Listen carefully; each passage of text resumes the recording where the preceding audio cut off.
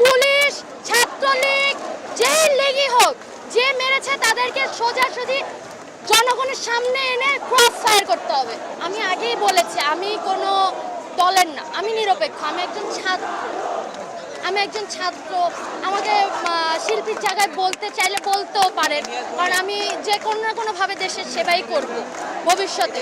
তো আমি আসলে ওই বিষয়টা যাব না। আমি চাবো আমার যে ভাই মারা গিয়েছে তার তো পরিবারে বাবা আছে, মা আছে, বাবু তো বুঝে পরিবার হারানোর বেদনা কি।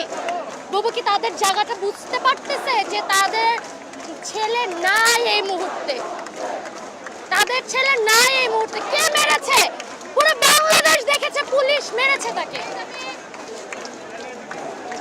সেই ভিডিওটা কোথাও নেই, কোথাও নেই। কেন নেই? কেন নেই? আমি আগেই বলেছি আমি নিরপেক্ষ। আমি আসলে মৃত্যুর প্রতিবাদ জানাচ্ছি। আমি চাই আমার ভাইয়ের রক্ত বৃথা যেতে দেব না। আমাদের এই কোটা আন্দোলনকে পুঁজি করে যারা সহিংসতা সৃষ্টি করেছে তাদেরকে অবশ্যই বিচারের দাবিতে আনতে হবে, বিচারের জায়গায় আনতে হবে। যদি সেটা বিএনপি হয়, যদি সেটা আওয়ামী লীগ হয়, ছাত্রলীগ হয়, যদি সেটা জামাত হয়, শিবির হয়, তাহলে অবশ্যই তাদেরকে আনতে হবে। যাদেরকে ধরে নিয়ে গিয়েছে, নিরীহ মানুষ অনেকেই আছে যাদেরকে ধরে নিয়ে গিয়েছে, তাদেরকে মুক্তি দিতে হবে। তাদের বিচার হবে। সেটা পুলিশ হলে ডিরেক্ট ক্রস ফায়ার করতে হবে তাকে। পুলিশ, ছাত্রলীগ, যে লীগই হোক, যে মেরেছে তাদেরকে সোজাসুজি জনগণের সামনে এনে ক্রস ফায়ার করতে হবে।